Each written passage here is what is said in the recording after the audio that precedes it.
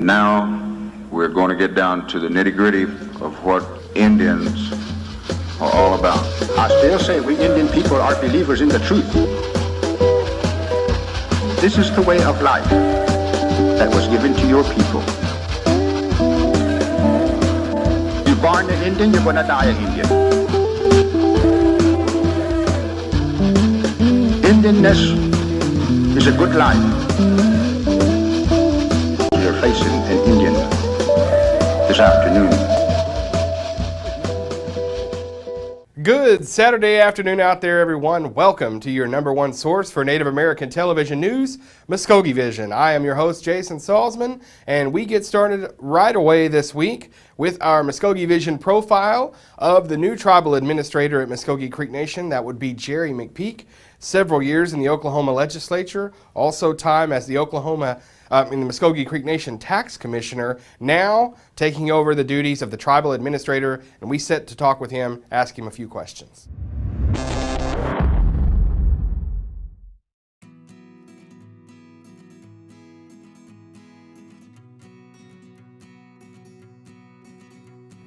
It's different when you take it on as a full-time deal. I thought we'd probably gone as far as we could go. Judy was here, and so out of respect to her, I didn't change anything in the office, and there were things that I didn't want to implement, because why would you change something if someone else is going to come in and be doing it? So there were some things we didn't do, and we'd kind of got to the point where we're going to need to do something to put some kind of permanence to some of the moves that we needed to make or wanted to make.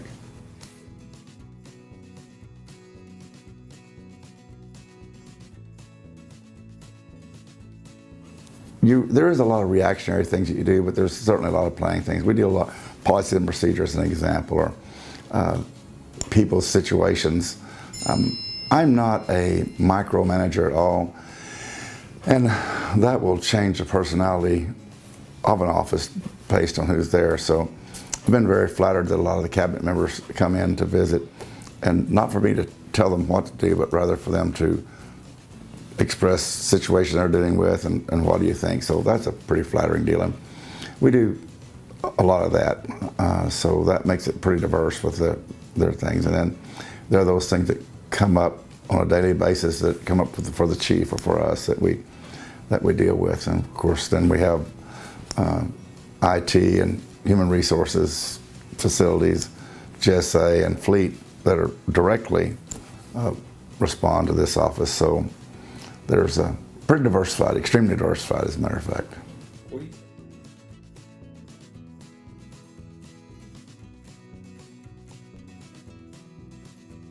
Yeah, that's one thing that I felt like when we got here, it was well organized.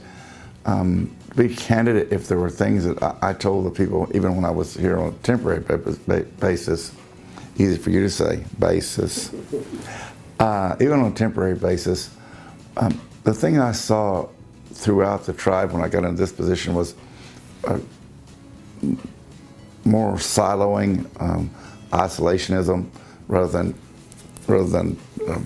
one of the first things we did was try to change our communication system where everyone can have the same information. There's no reason why, if social services doesn't have it, why realty can't have it, or why tax commission can't have it, rather than having to dig everything up every time. So we worked on that. So I guess communication and cooperation between the groups, and yet I found that rules and regulations actually get in the way of doing a lot of that. If someone they're only paid with federal funds, well, they can't do some of these things. They can't be involved in some of those things. So I found some blockages that I didn't realize were there at the time, but we're still improving on that, I think.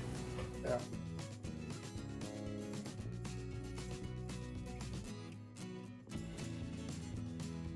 Yes, there is a vacancy there. The ladies at the Tax Commission are extremely adept at handling the situation, and that's part of the cooperation I was talking about. Just because I've moved out of the Tax Commission doesn't mean they can't pick up the phone and call and say, hey, Jerry, here's the situation we're facing, what do you think? And they're running it, I'm not making decisions, but I'll do the same with them because I value their advice regardless of what we're in, and I do that. Just this morning I've been to Fleet, I've been to Human Resources, I've been in the Chief's office, I've been in the Second Chief's office saying, okay, here's what we're doing, tell me how y'all read this, because trying to isolate yourself and make a decision just based on what you know is I can multiply my intelligence quite a little bit by asking other folks. So that's going to be the same there. Yeah. So you're not getting the tax commissioner salary and the trial. Oh no. I just wanted to clear that up. As a matter of fact, they made fun of me because I had the tax commissioner salary, which was not, and I did that. I did both jobs for a year. Yeah. And no, that's something you don't ask, or I didn't ask about it. I didn't feel comfortable ever asking about that. Yeah.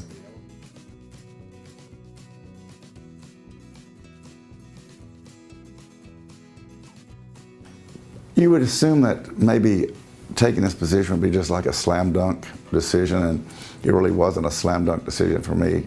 I really enjoyed the tax commission, and I enjoyed it because of the people we had in the tax commission. The ladies there were very adept, and we had adjusted who we were to what we wanted to be, which was very service oriented and making the people welcome. I think we learned that pretty well. I think they do that pretty well. So I was very proud of them and I enjoyed going to work because they were there. They made it enjoyable, and our atmosphere was very relaxed, and we covered each other and did things for each other, and so it was a good teamwork situation.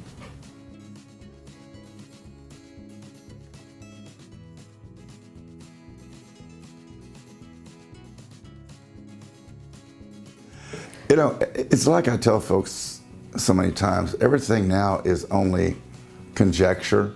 Even though they've passed the deal, the rules haven't been established. There were some people got together, and there were 62 pages of rules that came out that we had access to on Sunday. Some of that's very, very interesting. Because we've changed state law doesn't mean federal law has changed. And just a while ago I was telling you about how we try to cooperate more among ourselves here at the tribe. There's things that we can't do because of federal law, or that the state can't do because of federal law. And part of that is like banking. You can't run the money from the medicinal marijuana through a federal bank.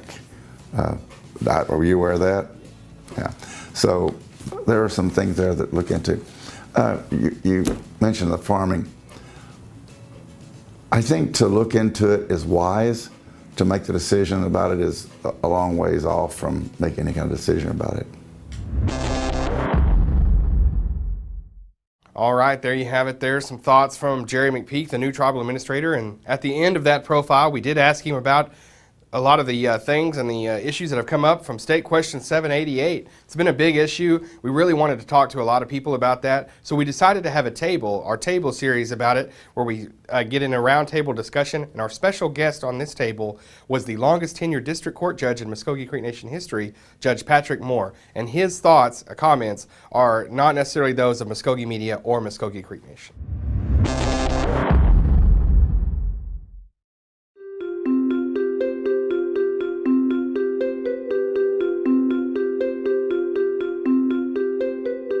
So today on the table we're discussing State Question 788 and specifically what it means for the tribe, and we've covered it now, to some extent. We've got different perspectives specifically from the nation, but we definitely wanted to have somebody on the table with us that could speak to code, different things like that, changing of laws, and that's why we brought in the Honorable Patrick Moore. He was the longest tenured district judge during his time here at Muskogee Creek Nation, sitting on the bench. Judge, thanks for being with us today. You're welcome. Well, State Question 788, specifically what it means for Creek Nation. I was able to sit down with Chief Floyd. I think you can still see the interview on YouTube. We've got a lot of people that have seen it. A lot of people, talking about it. It's 10 minutes. It's just basically raw footage of Chief Floyd talking about this issue, what it means for the tribe. Basically, if you haven't seen it, go watch it. It's a short watch, but to summarize his thoughts, it's kind of a wait and see, especially kind of with the Murphy case. It's kind of similar. It's kind of a wait and see. We're going to have to wait till things are put forth. At the beginning of the interview, he mentioned, we need to see what Mary Fallin and her administration does as far as the special session. Right after that, she comes out and says, there will be no special session. We're going to leave it as is from this Department of Health, and the board will look over what's there now, and they will vote on that. So we got that a little bit, and then we had the Fallon news come out. He also said, we've seen other tribes do it around the country, and it's certainly been profitable. So from his comments, it was, it would be wise to, at least to look into it to some point. But then I talked with Light Horse Police Chief Robert Hawkins, and he said, for us, it's the same old thing. You know, we have to deal with federal provisions. So in that respect, if you are cultivating and growing or using in possession of anything like that in Indian land, you will be arrested. You will be prosecuted just like you are now. And it will go from there. So that was from Chief Hawkins. And then I also talked with Lucian Tiger, the Speaker of the National Council, because Chief had mentioned in his comments, I don't know what the council is going to do. Maybe there will be some legislation. I don't know. I haven't had that conversation. So I reached out to Lucian Tiger, the Speaker of the National Council, with an email. I simply asked him, is there any planned legislation right now from Creek Nation or anything that's being talked about to get in line with State Question 788 being passed? Meaning, are we going to change code to get in line and in compliance with what's happened in the state? And he said, not at this time. So there's that, and that's kind of his position. I have one more to add to that, Sure. actually. So we went to the Health, Education, and Welfare Committee meeting at National Council. And at those committee meetings now, Secretary of Health, Sean Terry, is giving monthly reports on the health department. And one of the things he brought up was State Question 788, since it deals with, medicinal marijuana. Sure. And they received notification from IHS that because we receive federal funding for our health services, that if we were to implement that in the clinics, we would be jeopardizing our federal funding when it comes to that.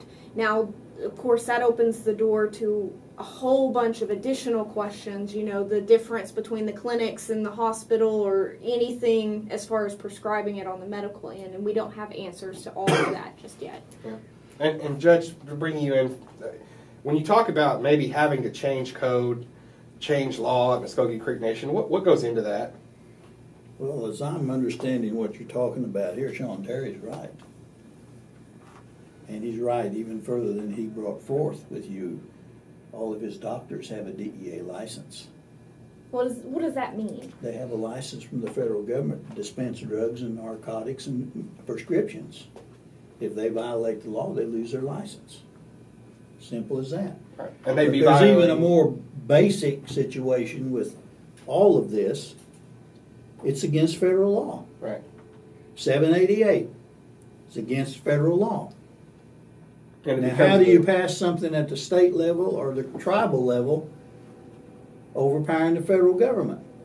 I think that's the biggest Well, sticking situation. every person that took oath of office, state of Oklahoma, district attorneys, everybody entering the armed services of the United States, everybody that's a city councilman, they've taken an oath to uphold the United States Constitution and its laws. So how do they even pass something that's against federal law? You said other tribes have already kind of started Yeah. going into this. They're in the industry. same boat, aren't they? So how did they get around it? They haven't gotten around it yet because the cases haven't gone into federal court yet, have they? There's some too that are on like reservations. How does that? Federal law applies to reservations, does it not? Yep. I mean, I think that That's That- the basic. that's I got to took be the an oath biggest. in the military. I took an oath as a lawyer in Oklahoma to uphold the United States Constitution and its laws. How can I do anything but say it's not right It's- what they've done with 788? Is there any type of precedent where we've seen, because this was a state question, so this was passed by the people, and this didn't come out of like the Oklahoma Senate or anything like that. Is there any kind of precedent for this? Not with marijuana or drugs, If the but with people something want else. to do something about it, they need to amend the federal laws, not make new ones for the state. So The just from a state of legal Oklahoma standpoint, this in is the illegal. Enabling I mean, Act it's said we're going to follow Federally. federal law. for federal. Mhm. They also said they weren't going to bother the Indians in their land. And they didn't tell the truth about that, did they? Well, they haven't told the truth about a lot of things. But And this is just another instance where somebody's not telling the truth. Well, and I think too, you come out of it with, how much is it going to be regulated? there's only Well, you certain can't amount of even get states to the look at. regulation because it's against the law. Right. So But they're wasting time, are they not? how have they been able to get past that in states where it's It been was just implemented? done illegally. So they're breaking the law in Colorado. Yes, Okay. no doubt in my mind about that. They have to change federal law. And that, I mean, so when we're talking about whether it's legal or not on the state level, of course, Colorado has recreational marijuana, and because it's still illegal under federal law, the DEA and any type of federal agency can come in and arrest people If they wanted to. Okay. Do they That's want why to? there's problems with banking Right. and interstate commerce. Mm-hmm. Those are federal laws, are they not? No, they are, but are they enforcing with a heavy hand? I Is what don't I'm think asking. so. I don't okay. think so. I remember hearing that whenever California started toying around with this whole idea. Right. Like, So Well, we've we're- even seen it. California said though they're not going to enforce it. Yeah, it's Yeah. illegal. It's under federal law. It's Well, going to be that's illegal. another thing. It's just like I'm the district attorney. I'm supposed to enforce all the laws, but have the discretion to overlook them if I want to, because that's my power. And I think that's how some of the states are It's kind of viewing happening that it. way everywhere. But still, the right thing to do is change the law. So You see? we're talking about, you were talking about what the administration sees as far as like the federal level and enforcement and whatnot. And recently, Senator Elizabeth Warren and Senator Cory Gardner introduced what they're calling the States Act. It's Senate Bill 3032. And what they say, and kind of the background information on this, is previously the Department of Justice issued guidance to support the states in what they wanted to do for marijuana and whatnot. And that guidance was withdrawn in 2018. And I think you've seen that with this current administration and under Attorney General Jeff Sessions. And so what this States Act does or aims to do is it doesn't legalize it. It doesn't legalize medical marijuana or recreational marijuana, but it gives states the power to decide what they're going to do, whether they want to make it illegal altogether, whether they want medicinal marijuana, whether they want recreational marijuana, and it's up to each state. But what it does do, Judge Moore brought up the financing and being able to put money in banks and whatnot because it's considered, money laundering, drug trafficking and whatnot. Those are federal laws. Right. Yeah. And so There are state banks, so Right, See? and I would guess, I don't know, but I would guess that's what some of these facilities are using as state banks. But what this would do is it says as long as someone is within the laws of the state, whatever the state law is, the federal law doesn't apply. Now it does state, and where is this at? It doesn't repeal like that it should be a controlled substance. And it also states that you can't have anyone under the age of 18 employed in the medical marijuana or marijuana industry. And it also says that no one under the age of 21 can use it other than for medicinal purposes.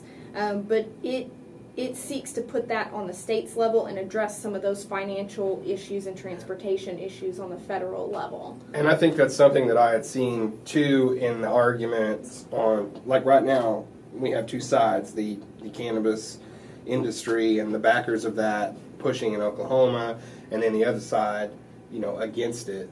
And that other side against it is really adamant in, we all know, the classification of drugs.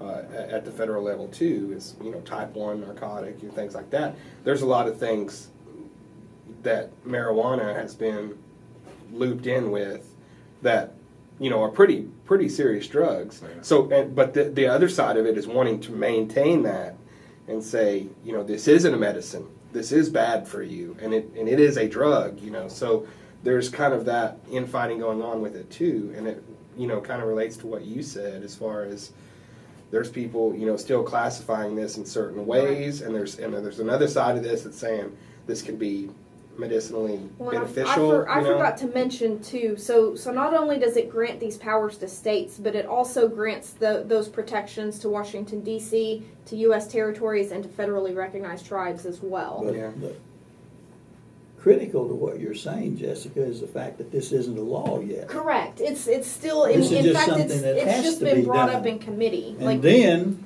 when it's passed, then they have to deal with what happens in the aftermath. Right. But right now, it's against the law. Exactly. Plain and simple. It looks vastly different than what it probably will at the end. You know, when it gets through all of if the. they can even get it If through, they they can can't get it agree through. on anything in Let me Washington, ask you this: D.C. federally, if something was changed, what's the process there? Do what now? Federally, I mean, if something's changed, we've even Repeal the seen. law that they passed back in the 20s. Okay, and what I mean, but explain kind of what that would take. Well, a repeal. If they had one session of Congress They could just and take it care repeal of in one laws, and the session. next one they introduced them, our textbook, our deal at library wouldn't be as big as this room. It'd be down to a few volumes. Sure. They should do the same thing in Oklahoma. Now, what Will Rogers said, the only time we're really in danger is when the Congress is in session. I could probably, I agree with that a bit. But Now, anyway, but that's what they need to do, but they don't, none of them have the wherewithal to do something like that. Now, as far as I know, you've got your code book here. Well, I brought this because the Creek Nation has a schedule of drugs, which is basically the same as the feds. And so the Light Horse Chief is correct in what he's saying here. Mhm. And he's a policeman. He's taken an oath to uphold this Constitution and laws, right? right. So he has to enforce them. Now, you want the big ghost out there that nobody's thinking about? Hit it. Murphy. Yes. If Creek Nation is enforcing their laws and Murphy's upheld, there's 11 counties in Oklahoma, marijuana's going to be against the law again, right? Mm-hmm. Regardless of what the state legislature does or the state people do. Unless there's action on the federal level that makes it legal. This statute says it's illegal. Correct. This will apply in the Creek Nation just like it would if it's in the state of Texas or the state of any state. The feds can pass this law all they want, but states still have laws also. The correct thing to do, change the law at the federal level, change the law at the Creek Nation level, change the law at the state level. Then everyone's on the same sheet of music. Wasn't there talk from the? I don't know if it was just smoke or whatever, but pun. But wasn't there talk from the Trump administration about the desire maybe to switch federal law on this issue? I think think that I would saw. not be something CNN would like. Well. Am I correct? Well, I'm not in the They business don't of wanna picking and choosing networks. They don't want to give Trump credit for anything. I just trust Muskogee media. That's Well, but remember, you're in that's- Oklahoma, and 89% of the people support Trump. They do. But I wonder, what it's going to, what the end game is going to be as far as like federally changing things, or what his Be up stance to would the be on it. feds. That's what I mean. I'd like to see more. There's a on lot that. of things they should do Mhm. that they don't want to do. And the change on the federal level, just to clarify for anyone watching this, it doesn't. It's got to be through Congress. It's got to be through the Senate and the Correct. House to change the law. It can't just be, someone, Jeff Sessions or Donald Trump, to come in and say marijuana is legal. Yeah. Right. Actually, I don't think the Attorney General can say it's illegal. The Attorney General's going to have to say we're not enforcing that rule or regulation because he doesn't have the authority to change the Right. statutes of the United States. Right. The President doesn't have that authority. Takes the House and the Congress, and then the President has to sign it. I don't think this Attorney General is going to say we're not going to Well, prosecute I think that. he's. Well, I mean, he came Just out like I don't before. think Mr. Kavanaugh is going to be too keen on wanting the Creek Nation to have their reservation back. Well, I mean, we Possible. don't Or you we think don't it's know a that. 6-3 now? Who knows? Who knows? I mean, he may not. We just don't know. I'm just saying, if that happens, Mhm. then the Light Horse Chief's right. There you go. If that happens, though, But it's also right you've got about material for 2 or 3 years. Oh, you here got to a, ride. more than that, a lifetime. But it's also possible in all the 5 tribes. Mhm. Because whatever happens to Creek Nation happens to all the 5 civilized tribes. And it might even go all the way to the border of Texas. Because the original deed to the Creek Nation went all the way to what was Mexico back in 1854. Norman, Oklahoma was in the Creek Nation. Oklahoma City was in the Creek Nation. Matter Maybe a of lot fact, of I think area. almost all the state would have been in one of the 5 tribes. Aren't you glad you're not on the bench anymore and have to worry I don't have about to make all of those cases that you'd I have to don't look over? worry about any of them. That's a lot of Kevin, that's a lot of area to cover. A lot of people out What there. have you learned in You know some what? of your research? Yeah, just this. I made it through half of this stack, and like they have. I know the Creek Nation was mentioned in here specifically with 2 other tribes as being some of the IDs issued out from tribes that the dispensaries will accept. It kind of looks like I kind of look at it like the immigration problem and how they're some counties along the border choose not to enforce it. I mean that's kind of what this marijuana thing's turning into. I mean it's a battle between the states and the federal government. I mean what are we going to support?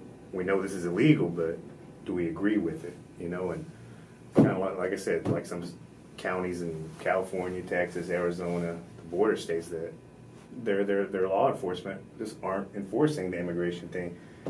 That's going to be like that all over Oklahoma. I mean, which counties? I mean, you're going to get some police officers that, like Judge Moore said, that are in support of and aren't in support of. So. Well, but policemen have another problem. The federal government's already notified them that if you carry a pistol or buy ammunition, you can't have one of these licenses. Yeah. That hasn't been retracted to my knowledge, No. is that correct? No, and that's been one of the biggest things that's come out. Yeah, I of think this. that's probably one of the more. Well, and who knows what else is floating around out there. Yeah. Well, we're going to have to keep an eye on this, and I want to thank all of you for being with us on the table, talking about this, very complex issue as we've covered here. There's a lot of what ifs and things like that, but I think the main thing we're establishing is that the federal regulations, guidelines, laws say one thing. The state of Oklahoma is now, the people anyway, are saying another. How is that going to be resolved? And we'll have to keep an eye on it here, as we do with everything else at Muskogee Media here. And this has been The Table. Thank you, Judge, for joining us. And you two, get back to work.